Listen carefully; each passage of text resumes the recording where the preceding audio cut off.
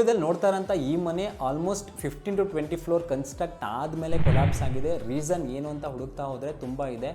One of the main reason ಏನು ಅಂತ ಹೇಳಿದ್ರೆ ಬೇಸ್ಮೆಂಟ್ ಅಥವಾ ಫೌಂಡೇಶನ್. ಇಷ್ಟು ಫ್ಲೋರ್ ಕನ್ಸ್ಟ್ರಕ್ಟ್ ಆಗೋವರೆಗೂ ಅವ್ರಿಗೆ ಏನೂ ಪ್ರಾಬ್ಲಮ್ ಬಂದಿಲ್ಲ. ಖರ್ಚು ಮಾಡಿರೋ ಅಮೌಂಟ್ ಕಂಪ್ಲೀಟ್ಲಿ ವೇಸ್ಟ್ ಆಗಿದೆ.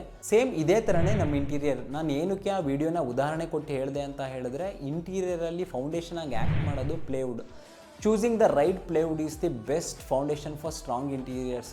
ಪ್ಲೇವುಡ್ನ ಸೆಲೆಕ್ಷನ್ ಮೇಲೆ ನಿಮ್ಮ ಇಂಟೀರಿಯರ್ ಎಷ್ಟು ವರ್ಷ ಬಾಳಿಕೆ ಬರುತ್ತೆ ಅನ್ನೋದು ಡಿಪೆಂಡ್ ಆಗಿರುತ್ತೆ. ಸುಮ್ಮನೆ 10 ವರ್ಷ 15 ವರ್ಷ ವಾರಂಟಿ ಕೊಡ್ತಾರೆ ಅಂತ ಹೇಳಿದ್ರೆ ನೀವು ಅದನ್ನು ಚೆಕ್ ಮಾಡ್ದೇ ಅಂತೂ ಯಾರನ್ನೂ ಮಾಡಿಸ್ಕೊಳಕ್ಕೆ ಹೋಗ್ಬೇಡಿ, ಇನ್ಕ್ಲೂಡಿಂಗ್ ಮೀ.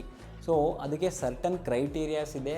ಓರ್ ಚೆಕ್ ಮಾಡೋದಾಗಲಿ, ಫೇಸ್ ಆಗಲಿ ಯಾವ ಥರ ಇದೆ ಅಂತ ಚೆಕ್ ಮಾಡ್ಕೊಂಡು ನೀವು ಆಮೇಲೆ ಪ್ಲೇವುಡ್ನ ಚೂಸ್ ಮಾಡಬೇಕು. ಪ್ಲೇವುಡ್ ಏನಾದರೂ ಚೆನ್ನಾಗಿಲ್ಲ ಅಂತ ಹೇಳಿದ್ರೆ ನೀವು ಅದ್ರ ಮೇಲೆ ಎಷ್ಟೇ ಚೆನ್ನಾಗಿರೋ ಲ್ಯಾಮಿನೇಟ್ಸ್ ಹಾಕಲಿ ಅಥವಾ ಅಕ್ರಲಿಕ್ ಶೀಟ್ಸ್ ಹಾಕಲಿ, ವೀನಿಯರ್ ಶೀಟ್ಸ್ ಹಾಕಲಿ, ಅದು ತಡೆಯಲ್ಲ. ಯಾಕೆ ಅಂತ ಅಂದರೆ ಪ್ಲೇವುಡ್ಗೆ ಒಂದ್ಸಲ ಹುಳ ಬೀಳ್ತು ಅಂತ ಆದರೆ ಅದು ಕಂಪ್ಲೀಟ್ ಒಳಗಡೆಯಿಂದ ಎಲ್ಲನೂ ತಿನ್ಕೊಂಬಂದ್ಬಿಡುತ್ತೆ.